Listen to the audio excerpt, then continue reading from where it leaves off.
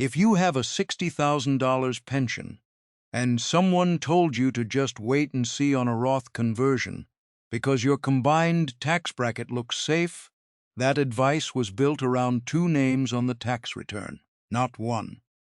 The moment that changes is the moment it stops being two names.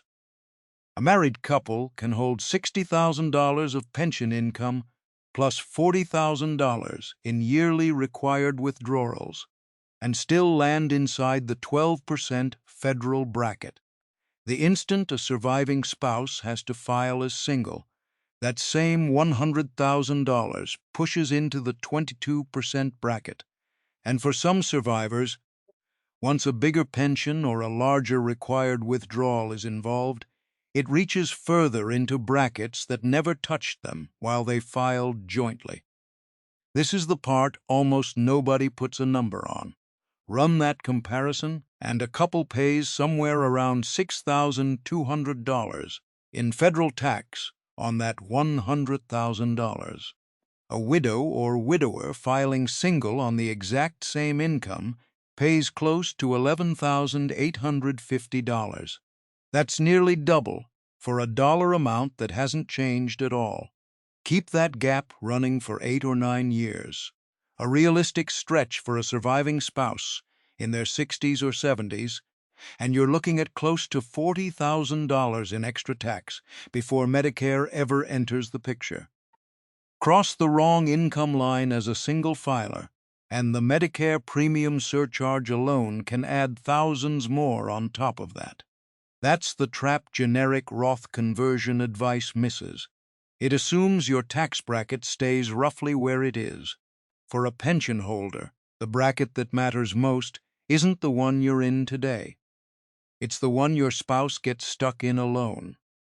I'm going to walk through the exact math behind that survivor bracket jump, why the Medicare cliff makes it worse, and the specific number to watch for in your 60s so a surviving spouse doesn't inherit a tax bill neither of you saw coming.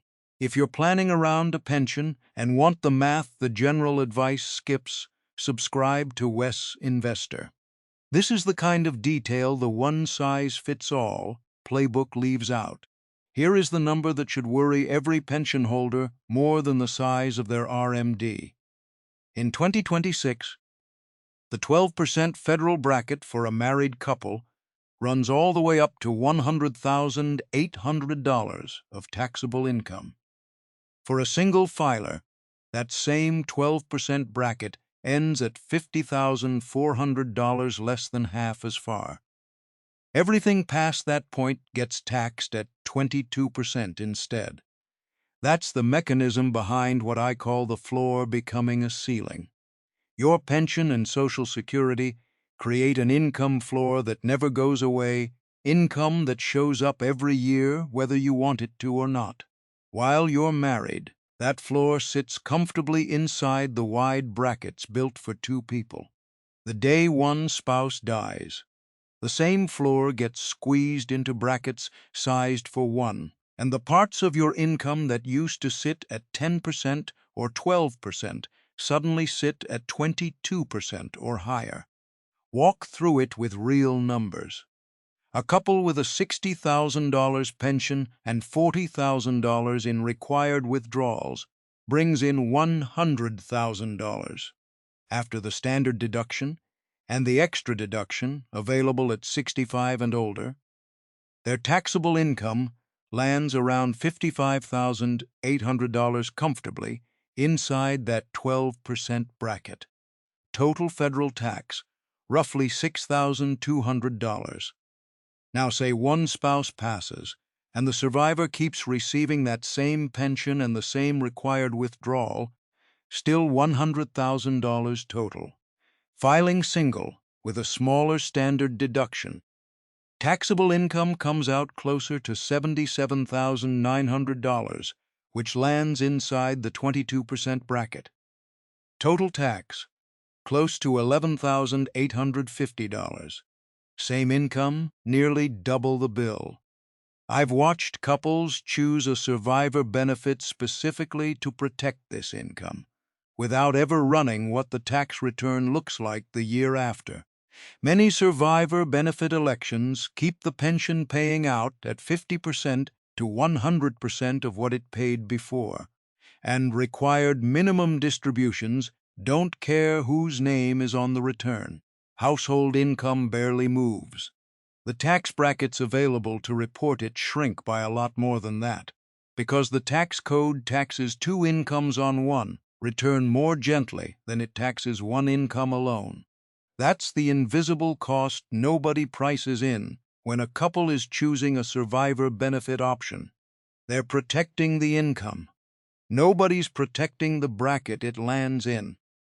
This isn't a mistake either spouse made. Choosing a survivor benefit that keeps the pension paying out is usually the right call, since losing that income entirely would hurt far more than a heavier tax bill. The problem is that almost nobody sits down and prices out what the tax return looks like the year after, not just the year of. A pension that feels perfectly manageable split between two names can look completely different once it's carried by one. There's a second layer sitting on top of these brackets too, one that shows up on a Medicare bill instead of a 1040, and it works off a different income line for a single filer than it does for a couple. That's coming. But here's a fair question first. If the survivor doesn't actually need to spend all of that RMD money to cover living expenses, does converting some of it to a Roth ahead of time even beat just paying the tax later, when the bracket jump happens anyway? Most advice says the fix is simple. Convert everything to a Roth before the RMDs force your hand. But that only helps if the tax rate you pay now is meaningfully lower than the one you'd pay later. If you're sitting in the 22% bracket today, and you'll likely still be in the 22% bracket once RMDs start, the math isn't nearly as one-sided as the generic version of this advice makes it sound. This is the comparison almost nobody runs. Say you convert $50,000 from a traditional IRA to a Roth this year, while you're in the 22% bracket. That costs $11,000 in tax, paid from money outside the account, since paying it from inside the account just shrinks the conversion itself. Now compare that to leaving the $50,000 right where it is, investing the $11,000 you didn't send to the IRS in an ordinary taxable brokerage account, and paying tax on the IRA later, still at 22%, whenever the RMD forces it out. Run both paths forward at a 7% return, and for a long stretch of years they track each other closely, because the brokerage account never lost that $11,000 head start. The Roth's advantage isn't automatic. It shows up gradually, as decades of tax-free compounding eventually outpace a taxable account that keeps losing a little to dividends and capital gains along the way. In a comparison like this, that crossover often doesn't land until well into your 80s. There's one more piece worth naming. A Roth IRA never forces a withdrawal at all during your lifetime. A traditional IRA does, starting at 73. If you'd rather control exactly when your income shows up instead of the IRS dictating it every year past 73, that flexibility carries its own value the raw math doesn't fully capture. I used to push every pension holder toward converting as fast and as fully as possible. I don't anymore. If you have strong cash flow from a pension and Social Security, and you genuinely won't need that IRA money for decades, sometimes the ordinary brokerage account is the smarter hedge, not the Roth. The account type isn't the goal. Matching the conversion to your actual tax rate, both now and later, is the goal. In practice, this rarely means converting one lump sum. It means filling the bracket you're already in without spilling into the next one, converting up to $100,800 of taxable income for a couple or $50,400 for a single filer. and stopping there for the year. That's also where the survivor math from earlier pays off in a very concrete way. Converting during the years you're still filing jointly, while the 22% bracket for a couple stretches all the way to $211,400 of taxable income, gives you far more room to work with than trying to do the same conversion later as a single filer, where that same bracket ends at $105,700.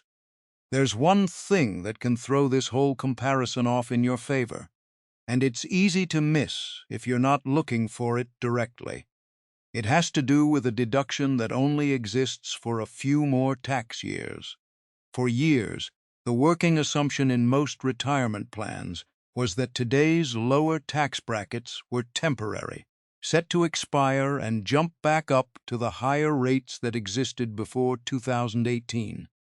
That assumption is no longer accurate. The One Big Beautiful Bill Act, signed into law in 2025, made those lower brackets permanent. The 10%, 12%, 22%, 24%, 32%, 35%, and 37% rates you're planning around today aren't scheduled to disappear. That's genuinely good news, and it also means the old urgency of converting before some looming tax hike doesn't apply anymore. Permanent under current law doesn't mean permanent forever, since a future Congress can always rewrite the tax code again, but there's no built-in expiration date sitting on the calendar the way there used to be. What did come out of that same law is something with a real deadline attached. Anyone 65 or older gets an extra $6,000 deduction, or $12,000 for a married couple where both spouses are 65 or older, on top of the regular standard deduction. That extra deduction stacks on top of the standard deduction bump that's already existed for years once you turn 65, so the total shelter is larger than most retirees expect the first time they see it on a return. It phases out once modified adjusted gross income passes $75,000 for a single filer or $150,000 for a couple, and it's only available for tax years 2025 through 2028, unless a future Congress extends it. That's the actual clock worth paying attention to, not a bracket increase that isn't coming. If your income sits under the phase-out line, that extra deduction creates real room to convert more of an IRA to a Roth without pushing into a higher bracket, and it goes away after 2028. Add in the annual Social Security cost of living adjustment, 2.8% for 2026, and you can see the other side of this, a pension and a Social Security check that both grow a little every year keep nudging your combined income upward, even while the deduction that helps offset it has a closing date. For someone living entirely off a $401,000 or an IRA, this deduction is a nice bonus. For a pension holder, it does more than that, because the pension and Social Security already push your baseline income higher than a typical retiree's. Every dollar of extra deduction offsets that floor first, before it ever touches the money you're voluntarily converting. But there's a bigger question sitting underneath all of this. What if the pension itself isn't as guaranteed as the paperwork makes it sound? Pensions get sold as the guaranteed part of retirement, the check that shows up no matter what the market does, most of the time that holds. But municipal and private sector pensions have occasionally faced funding shortfalls, serious enough to force a reduction in promised benefits, and it's a fear I hear from pension holders more than almost anything else on this channel. This is why a Roth bucket matters, even if your pension never gets touched. Picture two versions of the same retiree, both with $60,000 pensions and $40,000 in annual required withdrawals. If a funding shortfall forces a 15% cut to the pension, the retiree with no Roth savings takes that cut directly out of spendable income, because every dollar they have left is fully taxable pension and RMD money. The retiree who built a Roth bucket alongside the pension can draw from that account tax-free to cover the gap without pushing their taxable income into a higher bracket or triggering a Medicare surcharge in the process. Same shortfall, very different outcome, and the difference is entirely about which account absorbs the hit. There's another piece of recent news that cuts both ways here. The windfall elimination provision and the government pension offset, two rules that used to cut Social Security benefits for public employees with a pension, were fully repealed starting in 2025. That's a real financial win if it applies to you, since it means a full Social Security check on top of the pension instead of a reduced one. But a full Social Security check also means a higher combined income floor than a lot of retirement plans were built around, which pushes the exact bracket problem from earlier sections into sharper focus. A bigger check is worth having. It also raises the number you need to manage. None of this argues against taking the pension or the full Social Security benefit. It argues for treating a Roth bucket as part of the same protection plan, not a separate decision made years later. So the question becomes practical fast. If converting some of that IRA to a Roth is worth doing, how do you actually cover the tax bill without draining the cash you need to live on right now? If you spent your career with a state or local government and you have access to a governmental $457 billion plan, you're sitting on a lever most retirees don't have. Unlike a $401,000 or a $403 billion, a governmental $457 billion lets you withdraw money penalty-free at any age once you've left the job, with no waiting for 59 and a half and no rule of 55 to navigate around.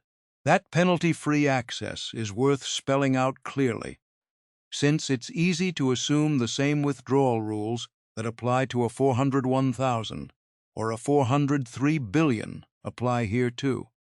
They don't. And for a pension holder trying to cover a tax bill without dipping into Social Security or the pension itself, that difference is what makes the plan workable in the first place. That makes it the natural source for paying the tax bill on a Roth conversion during your gap years, the stretch between retirement and age 73 when RMDs kick in. Pull the conversion tax straight from the $457 billion instead of your regular savings or the IRA itself, and you get the full $50,000 or whatever amount you're converting, moving into the Roth intact, without shrinking the very account you're trying to grow tax-free. The second move is watching a specific number. For 2026, Medicare's IRMAA surcharge kicks in once modified adjusted gross income crosses $109,000 for a single filer or $218,000 for a married couple. Go $1 over that line, and the higher premium applies to the entire year, not just the amount over the threshold. I saw this play out with someone who came in $42 over the single filer threshold. That $42 mistake cost right around $1,150 in extra Medicare premiums for the year. For a rounding error that small, that's exactly why the target number matters more for a surviving spouse than it ever did for the couple. The joint threshold gives two people over $200,000 of room. The single threshold cuts that down to just over $100,000. Converting in smaller, deliberate amounts during the years you're still filing jointly, instead of one large conversion, keeps both spouses under that line and gives the eventual survivor a smaller RMD to manage alone later. Knowing the lever exists is one thing. Actually pulling it is another, and that's usually where the hesitation shows up. I hear this constantly from pension holders, almost word for word. I know this is a good problem to have. I shouldn't be complaining about taxes on money I'm lucky to receive at all. That reaction is completely normal, and it's not something to talk yourself out of feeling. You spent a career earning that pension. Watching a chunk of it go to the IRS, especially after doing everything the traditional advice told you to do, can feel uncomfortable in a way that has nothing to do with the math being wrong. But optimizing what you keep isn't greed, and it isn't complaining. A Roth conversion isn't really an expense you're choosing to take on. Think of it as paying a bill you already owe, on a schedule you control, instead of the one the IRS eventually forces on you once RMDs start. You're not creating a new cost. You're choosing when an existing one gets paid, and often at a rate lower than the one you'd be stuck with later. None of this is about being aggressive or chasing every possible tax angle.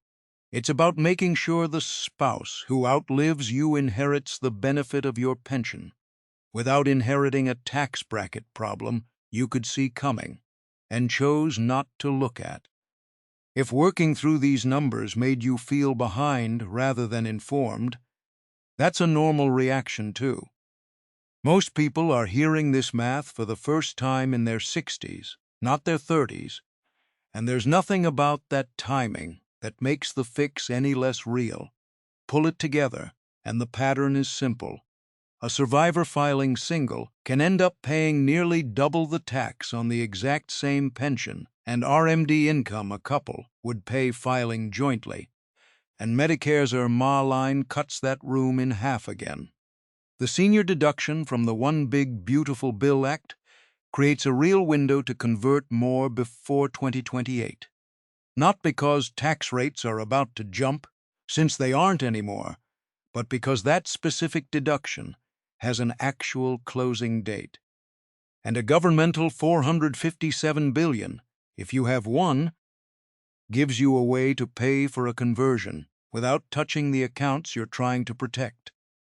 A pension is a genuine achievement, and it comes with its own rule book, different from the one built for a typical 401,000 retiree.